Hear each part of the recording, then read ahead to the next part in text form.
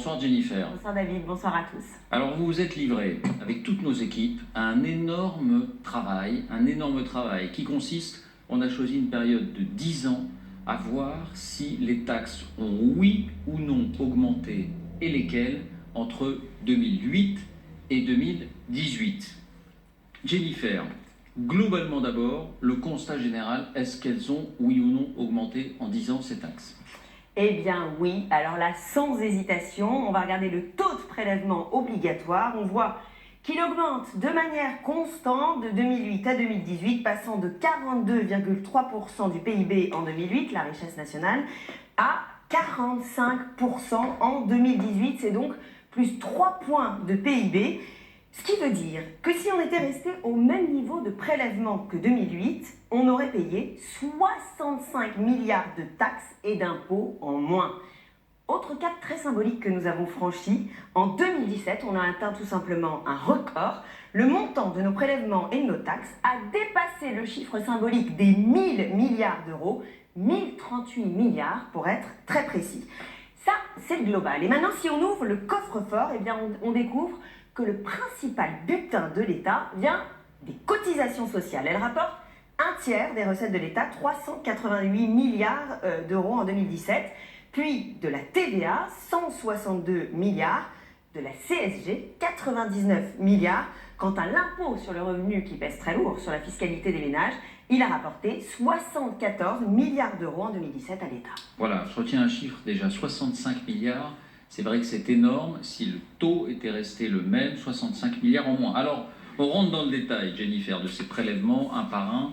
Ont-ils, oui ou non, augmenté chacun d'entre eux en 3 ans Votre réponse? Eh bien d'abord, l'impôt sur le revenu, parce que c'est celui qui a le plus augmenté et pesé sur les revenus des ménages, plus 50% de recettes pour l'État entre 2008 et 2017, alors que le PIB a augmenté seulement de 8% sur la même période. Il a augmenté cet impôt sur le revenu sous Nicolas Sarkozy, avec une série de mesures souvent emblématiques dont on se rappelle, par exemple la suppression de la demi-part fiscale dont bénéficiaient les veuves, le gel du barème de l'impôt sur le revenu et la surtaxe Sarkozy sur les hauts revenus. C'est vrai que c'était juste après la grande crise de 2008-2009. Il fallait remplir les caisses de l'État à tout prix pour faire de la relance. Allez-y. C'est sûr, mais cet impôt sur le revenu s'alourdit encore plus sous François Hollande, qui instaure une nouvelle tranche d'imposition à 45% pour les hauts revenus, qui aligne fiscalité du capital sur celle du travail et qui abaisse le quotient familial. Le deuxième impôt qu'on va regarder maintenant et qui concerne tous les Français cette fois, c'est la TVA. Ses recettes ont augmenté de près de 20% entre 2008 et 2018. Ça a même été un feuilleton politique, rappelez-vous. Nicolas Sarkozy l'a augmenté de 1,6 points en 2012. À l'époque, la gauche avait crié au hold-up. François Hollande avait donc supprimé immédiatement cette augmentation dès son élection pour finalement la réaugmenter de 0,4 points. Qu'en est-il des cotisations sociales, Jennifer? Alors, les cotisations sociales ont augmenté, quand on regarde les recettes de l'État, de 25% entre 2008 et 2017.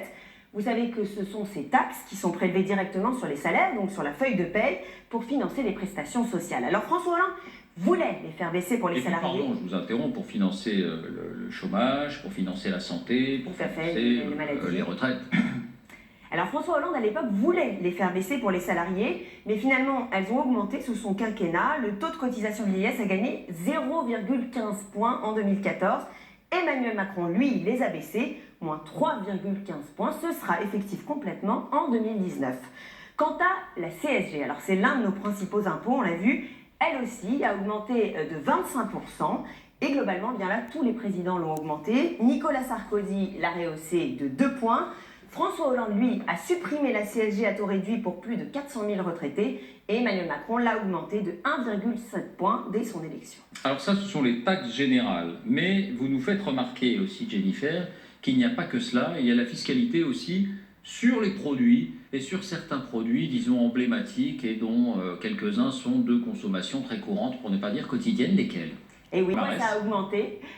Quelles sont les recettes de l'État? Alors, les boissons sucrées, 25%.